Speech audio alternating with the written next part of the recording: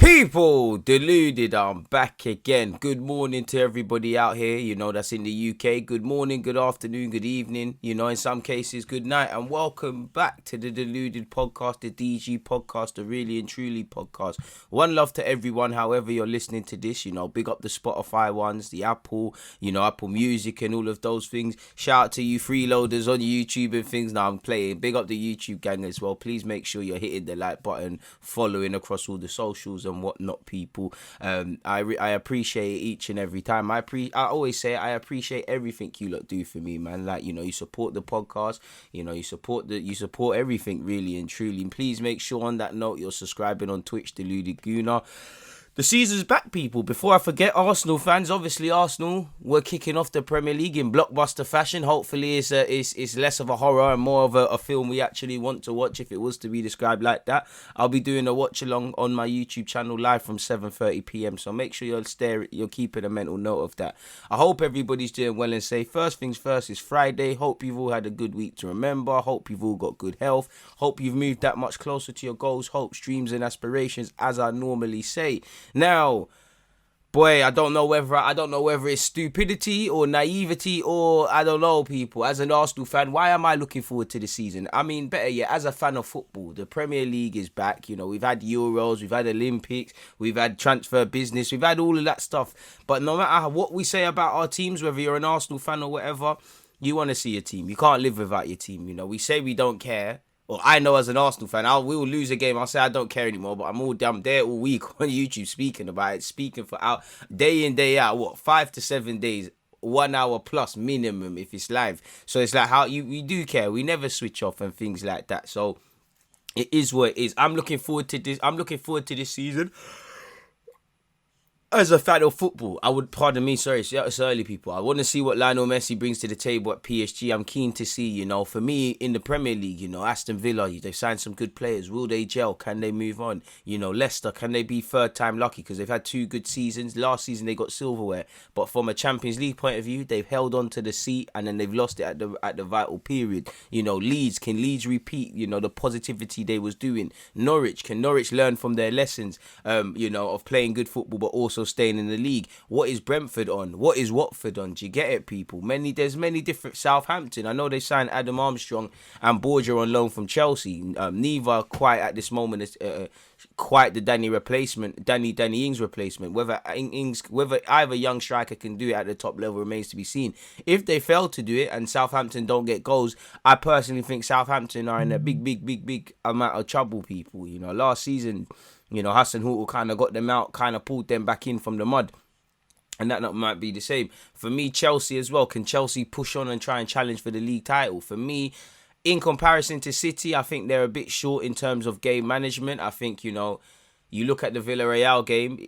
If that's a Premier League game, Chelsea dropped 2 points despite dominating the game for large periods. I don't think Chelsea can play another way yet, and I do think there is quite naiveties in their team, and that's to be expected. Tuchel hasn't had a first full season, saying that I expect Chelsea to challenge for the league. Obviously, the Chelsea system's amazing. They've completed the signing of Lukaku. Wherever that man is, he's going to score goals. Apparently, he won't feature against Crystal Palace, which means he's going to have a week to prepare for Arsenal. And his idol is Didier Drogba. So you know what he's saying, isn't it? So Lukaku's going to be a madness. Spurs. Who can they bring in? Can they hold on to Kane? If they can't hold on to Kane, what's going on? For Arsenal, for me, I think.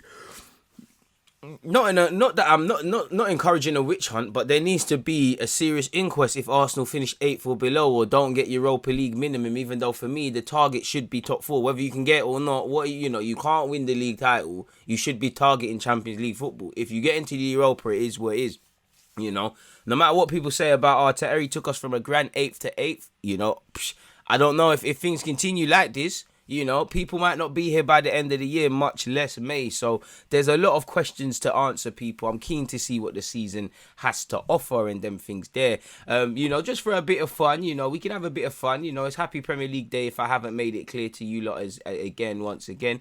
We can have a bit of fun, people. Let me do a little predictions. If I had to predict the winner, the top goal scorer, the player of the season, the young player of the season, the best signing, the worst signing, team that will surprise people, first manager to get sacked. That's a difficult one. Worst signing off the top of my head, that's a difficult one. I'd have to come back to that at the end of the transfer window because I'm still kind of thinking in that regard. I would say for me, Damari Gray / Andros Townsend, purely because I don't see how that takes Everton forward. That takes them backwards. With respect to them, Townsend at 30, he's probably got a decent contract. Damari Gray back in his homeland after a little spell at Leverkusen. Couldn't have pulled up too many trees in Leverkusen, really, because they flogged you. I don't know if they need peas, but they flogged you, and I don't remember you making too much noise. So I would say either one. If Arsenal, Arsenal have been stopped being linked with certain players, in it, and goalkeepers in that. So I'd probably say Townsend / Damari Gray. Damari Gray, I can't see him returning too much in terms of numbers. I hope he does. He's a player that was at Birmingham and was on the, people are saying he can do this, that, and the other. In relation to best signing, that's a difficult one. I'm a fan of Jadon Sancho. I'm keen to see what he's on. I think Ben White will surprise a few, but 50 million, I don't know if he'll be the best signing. For me, Romelu Lukaku, say what you want. The man's going to be upper in and amongst the top goal scorers of the competition, and that's what Chelsea needs. So that's all that's there for me. I'm keen to see what Danny Ings is on. The same goes for Buendia, in my opinion. Bailey, the same. I'm keen to see what Varane brings to the table as well. Can he replicate that historic Manchester United Varane? It's difficult, man. Canute at Liverpool, people forgetting. I think that's a good signing at centre half. Jack Grealish needs no introduction. Best signing, I'm not too sure, Best signing, I hope it's Buendia, to be fair with you, because I like him. He done his thing at Norwich. There's still a lot of question marks in the Premier League. If I had to bet money, I'd say Lukaku. I think it's an easy job, innit? You say, I'll be very surprised if Lukaku doesn't end the season with 20 league goals minimum. I'll be very surprised. I know he might miss it. It's reports have said he's going to miss the Crystal Palace game, so he'll have 90 less minutes to do it, but you can see him bagging. I know a lot said about him against the top six, but, bro, he's going to bag in it. So I'd probably say him. Worst signing, I've already said Damari Gray and Townsend. Best signing, I'll go with Lukaku, just because of he might not be, the star man, pull up any trees. I actually, for what it's worth, hope it's Jadon Sancho if it's not an Arsenal player. But I just feel Lukaku, you could do more wrong than needing a goal scorer and signing Lukaku. There's, Chelsea have done a lot wrong in that regard. There's a long list of flops at Chelsea up front, and I'm sure Chelsea fans will agree. Team that will surprise everyone, I want to say Villa, but everybody's expecting Villa to do that, so it's not really adapting. I would love it to be a Norwich, a Watford, one of these teams there, It depends. Surprise positively or negatively. Because I do think, as much as I like Leeds and Leicester and these sort of clubs there and how they're moving, one of them sort of clubs there is due a barren sort of run. First manager to get sacked, that's a difficult one, man. That's a difficult one. I don't think I can answer that. I'd have to come back, man. Some might say it might be Mikel Arteta. It's going to take a lot there. Probably one of the teams trying to fight relegation. I'd do you know what? I'll go with Hasenhuttl of Southampton, just because I know there's teams Southampton are better than them, but I'm very nervous for Southampton, if I'm completely honest with you. Like I said, they start scoring goals, they put my fears to ease, but I'm very shook for Southampton, if I am honest with you. So I'd probably say that, to be fair with you.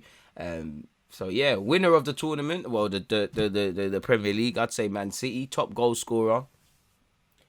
In my heart, I want Aubameyang to be back, but I'd say Lukaku / Kane. Salah, these lot are always up there, the usual suspects. Young player of the season. I've got to be biased and go with Arsenal. I'm going to say Bukayo Saka. I'd love it to actually be Billy Gilmore on loan at Norwich and things, if it's not an Arsenal player or Smith Rowe or anything like that. Money would be on Phil Foden to have a good season once again. I know he's starting the season with a little injury. So yeah, man, it's gonna be an interesting one in that regards, man. In that regards, we might as well quickly look at the preview the Premier League fixtures to come, people, because it feels weird that we used to make a regular theme of doing that in my podcasts, or better yet, the Fridays edition of the podcast. We ain't done that for a hot minute. We kind of did it with the Euros, but we ain't done that for a minute. Like I said, it feels kind of weird, people. Brentford against Arsenal. Now, Brentford are going to be buzzing. Some of their players will never play Premier League football again, assuming they don't stay in this division. Some of these players have felt for a while they belong at this level, which is both right. So, it's the first ever Premier League game for Brentford. It's at their new stadium. It's in front of all their fans at a time where, COVID has disallowed that. So there's going to be a lot of atmosphere. For me, I look at that first game we played at Sheffield United away, where we really, that season Sheffield United before they went down, that season where they were very difficult. You know, I think that was a culture shock, and Arsenal need to be prepared for that. You saw them in the what do you call them thing there again, the playoffs. You know what the fans do for them, how they never give up, how they keep going, how they're very positive, how they can hurt you on the counter, how they, you know, they've got very street smart individuals. You do not get out of the Championship with that. If I'm their strikers, on top of every other reason to be buzzing, I'm buzzing going against Arsenal defence. You don't know who's going to be the centre half for Ben White. Ben White's just joined the club. You don't know who's going to be the right back. There's question marks over Leno. Tierney, you know, Tierney's good, you know, but one man can't defeat out of him any Brentford players. You get it? So it should be, you know, I won't say I expect us to win, because I think with me, expectations and Arsenal went out the window a very long time ago, even down to the basic how you carry yourself. So that I'm wary of the word expectation. But for a team that made a big song and dance about pre-season, for a manager where there's a lot of propaganda about he's the best thing since sliced bread, with respect to Brentford, you should be beating Brentford. You do not beat Brentford. With respect to Brentford, once again, it's not like the teams get any easier. You're playing the playoff winners. Then you've got to go to the European champions in Chelsea. Then after that, forgive me if I'm wrong and I'm skipping something out, you've got to play the English Premier League champions. So you're playing 3 champions back to back to back. There's no easy games. All good sides. You need to start the season well. And like I said, even if we won all our pre-season games and, you know, smashed Chelsea 4-0, beat Spurs 5-0, did what we needed to do in Scotland, I wouldn't get too gassed. But moving away from results, and as much as you can, like, I'm not angry that we lost to Spurs or angry that we lost to Chelsea for, you know, beyond obvious reasons. It's what we're doing. It's the fact that there were some positives against Chelsea. We were in their own half, you know, we was onto them, but we were so naive defensively.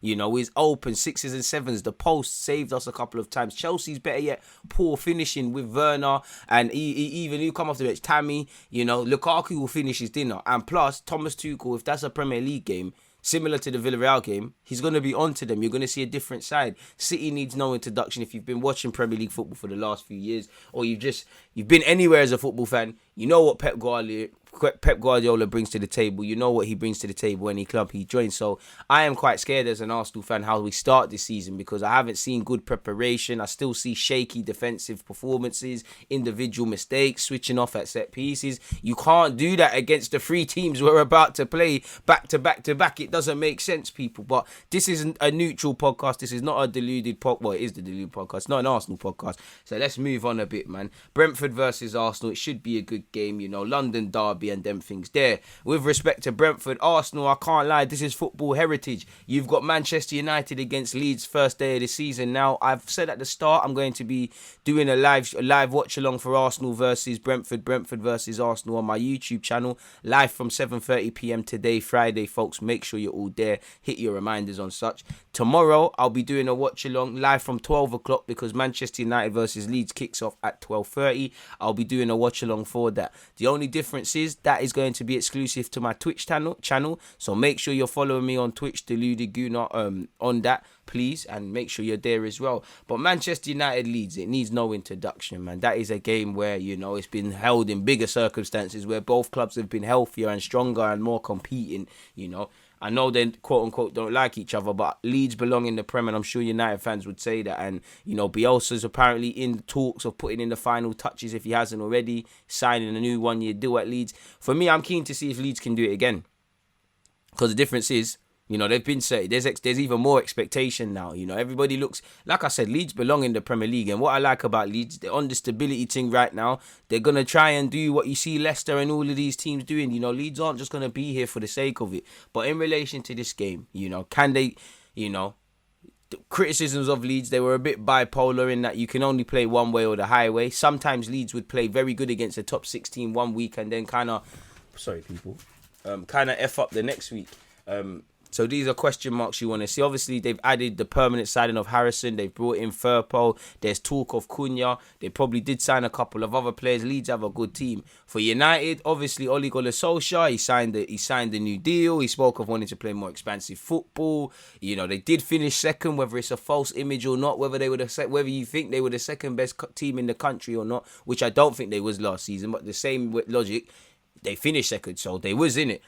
can only kick on, can only challenge for the league. I'm sure many United fans are not saying such, despite having a very expensive team, despite, it coming on 10 or so years without that. I would say they should, realistically, another Champions League space, another, finishing second or something like that, aspiring to finishing first, but I'd say second or something is realistic, or what they should be trying to do. Go as far as you can in the cups. You never know what could happen in the Prem. Don't get it twisted, because I want to see football fans learn their lessons, because I've seen a complete 360 on Pep Guardiola. You remember this, well, not exactly this time last year, but for the first half of the Premier League season, quote unquote, at times City struggled. Pardon me. They struggled, people saying Pep's done.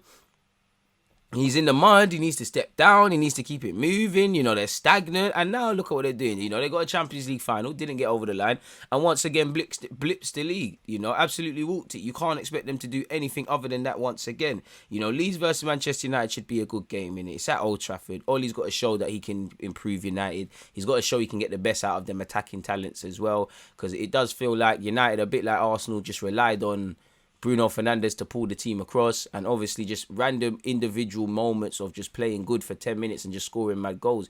I think when I look back at Man United last season, I think Bruno kind of said it, start of games as well. How they start games. Sometimes they would start a game, concede way too early, and obviously these things change the landscape of it.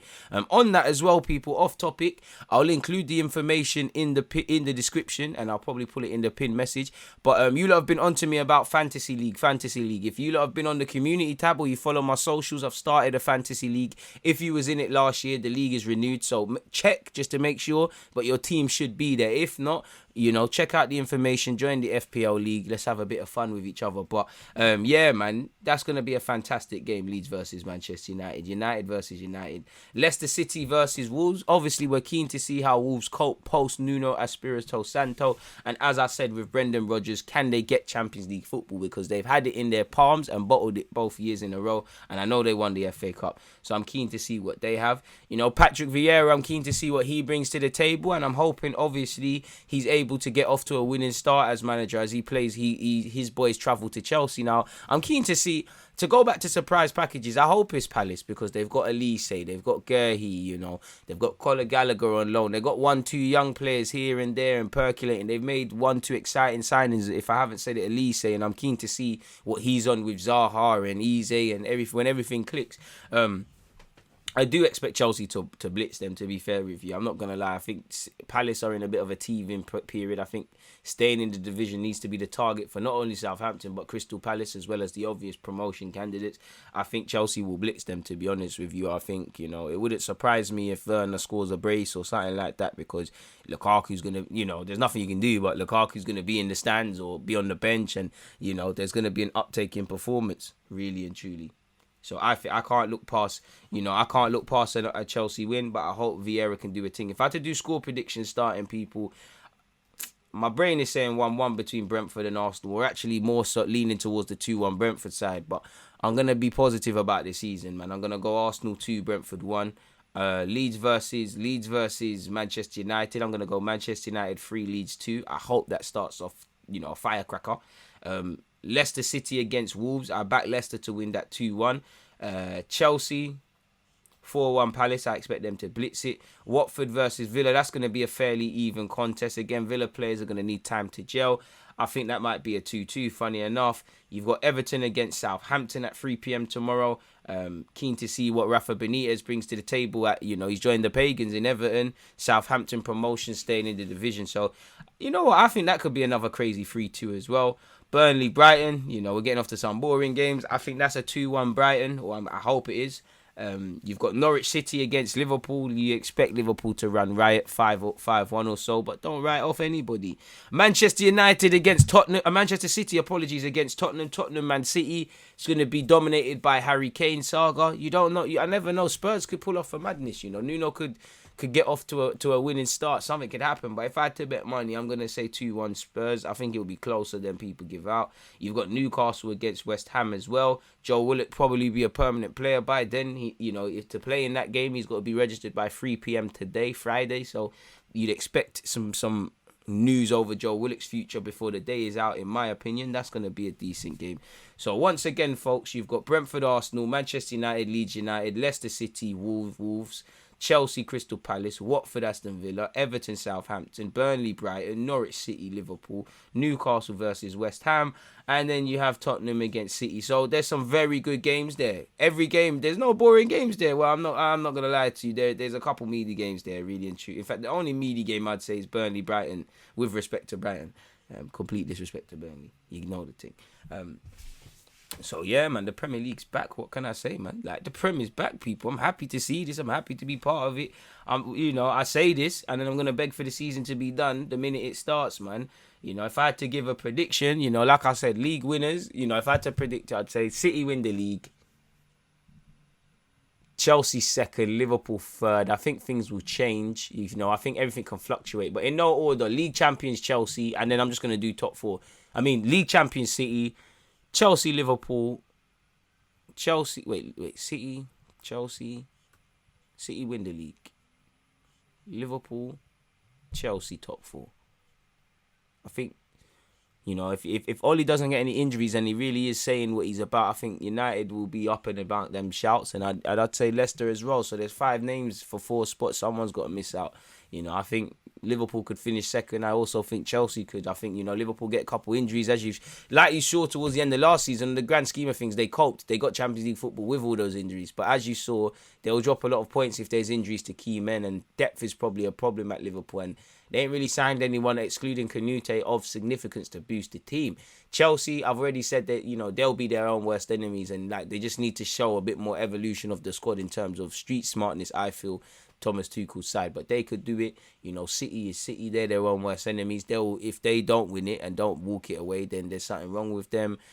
Leicester, on the basis of they've been challenging for top 4, I'd imagine they're in there. I would hope Arsenal to get involved. You never know what you could get from Nuno and Spurs, but you'd imagine both of those teams fall short of joining Europe's elite competition, people. So I'm keen to see what happens, man, because obviously you're going to have new rules. You're going to have VAR in play. Well, VAR changes as well. Apparently we're not going to be shown the replay and all of these sort of things. So it's going to be interesting. And allegedly, in relation to the offside rules, VAR set to use thicker lines to determine marginal decisions. Obviously, there's allegedly less of the, if your toenail's offside, if a nose hair is offside, it's not gonna really affect the game. So we're gonna see. There's still gonna be crazy inconsistencies. There's gonna be reasons for goal, literally identical moments for why certain goals were allowed or disallowed in one game, and why the flip side of that happened in the other.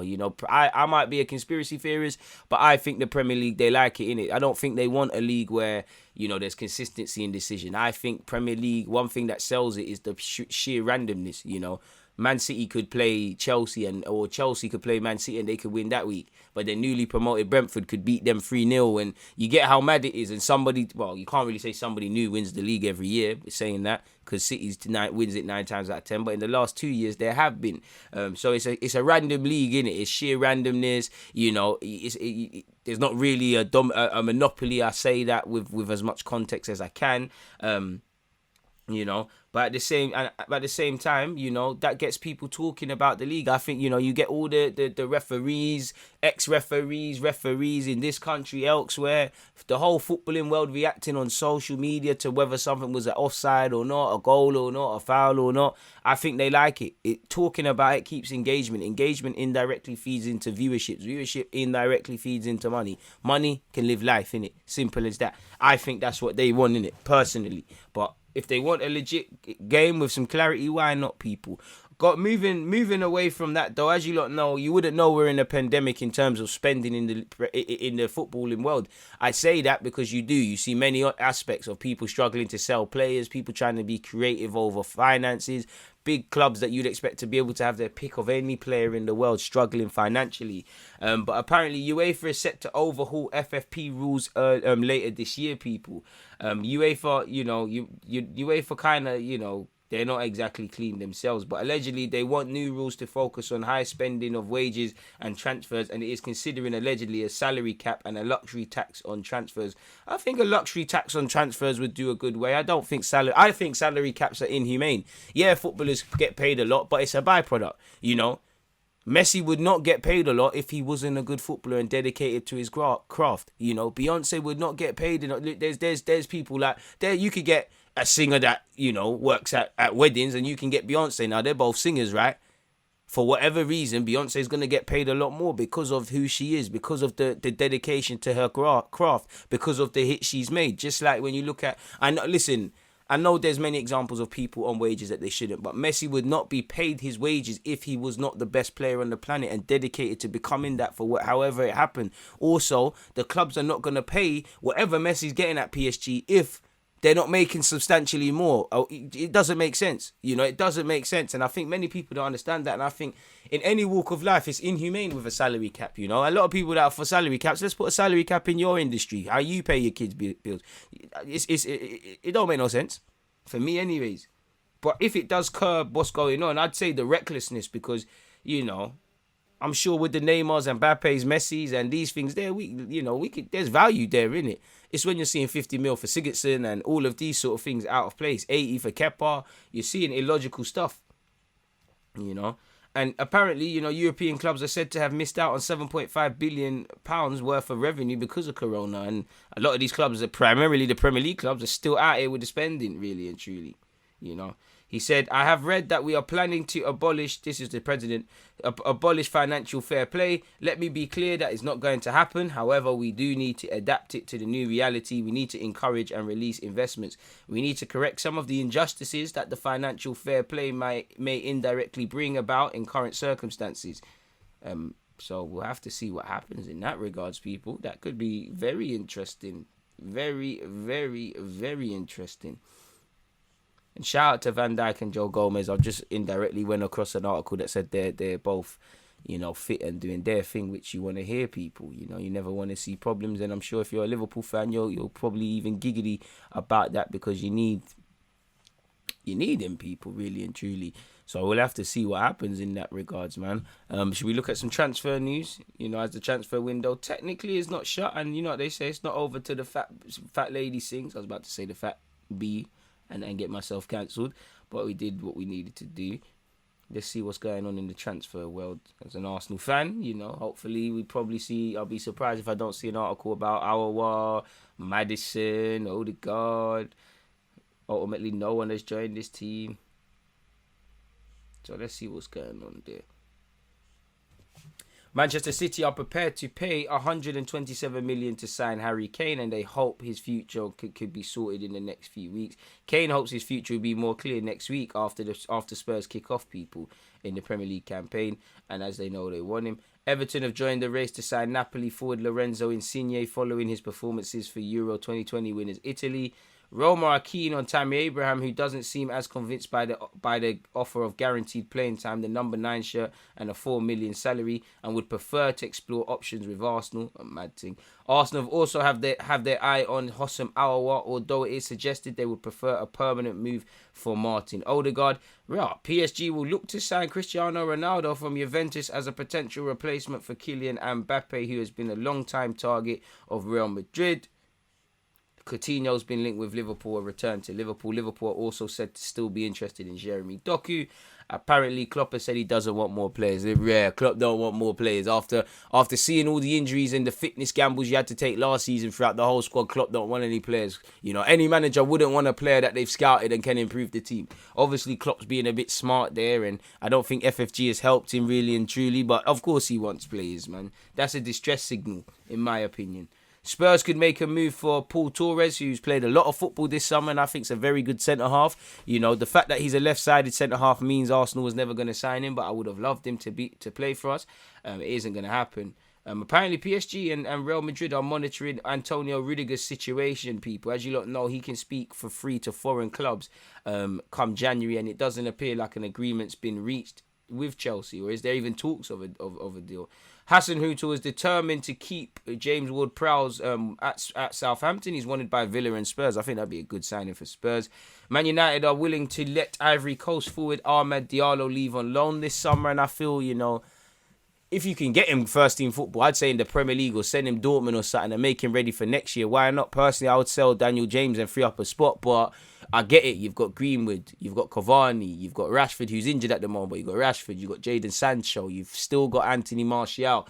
And everybody can play a couple of roles, and football is a lot, turns around a lot. Injuries are a part and parcel. United have a lot of games to play, but saying that, 5 into 4, it don't go in it.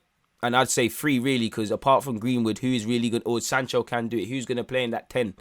And there's about 5 names, 3 positions, the left wing, the right wing, and the striker, or the centre forward, the left forward, and the right forward. In which I understand, there's no there's no need to draw conclusions on Diallo. He's 19. If he can go somewhere, play consistently, show his business, then he comes back next season at United stronger. Personally, I feel United should be trying to sell Dan James. I know his future's not correlated, but if it is what it is. Apparently, Juventus are set to complete a deal for solo midfielder Locatelli. He was linked with Arsenal. Ryan Kent has been interested in Leeds. Mikel Arteta remains hopeful of further signings before the transfer deadline. Right. Let's see what's going on. Neto's also been linked with Arsenal, people. Quite the anti-climax in terms of transfers. But if you're a City fan, you've got Grealish, who I think is going to bad up the Premier League, for City. And obviously, you looked at Kane. Chelsea have got Lukaku. In fact, you know what? You're even seeing Bayern Munich want to sign Haaland now. And, Dortmund are saying they'd prefer to sell him to a British club or stuff like that. So we're going to see a lot. And obviously, I'm sure you've seen all my vids. Messi signed for PSG. I can't believe it, people. And I didn't speak we indirectly spoke about it, but shout out to Chelsea for winning the Super Cup, and shout out to Kepa for his penalty heroics and whatnot, man. So yeah, people, it is what it is. In relation to content from me, I'm not too sure of when you're coming across the DG podcast, but we've got DG podcast, we've got the watch along from 7:30 p.m. for Arsenal on YouTube, Twitch tomorrow, Manchester United versus Leeds. Make sure you're paying attention to YouTube, because literally a bag of videos are gonna come out. I've got a couple Q&As, gonna bring out some more Arsenal Brentford stuff, Arsenal general opinions, all of these things. You know me, I'm the content king, the grind don't stop, and them things there. So one love to everybody who's taking this in. I appreciate you lot each and every time. Hope you stay in good health. Good luck to all the clubs and whatnot. I'm lying, unless you support Arsenal, fuck your club. Pardon my language. But on that topic, people, I appreciate everybody who's listened to the first podcast of the season. I hope it's a good season to remember for everybody. One thing I'm going to like is, regardless what happens, I'm going to enjoy the twists and turns, moments and talking points with you lot. So please make sure you're following across Apple, Spotify and them things. You're following on Twitch. I can't Deluded Gooner. Can't imagine you're not subscribed, but you're subscribed on YouTube, and you've got all your notifications on all these applications. Don't forget Instagram, Deluded Gooner 04. Let's start the push to 10k so we can actually swipe up and better promote videos. So yeah, man, like I said, I hope everyone's doing well and safe. Everybody have a good Friday. Everybody stay in good spirits, and I'll catch you lot in a bit. People, Deluded, I'm out.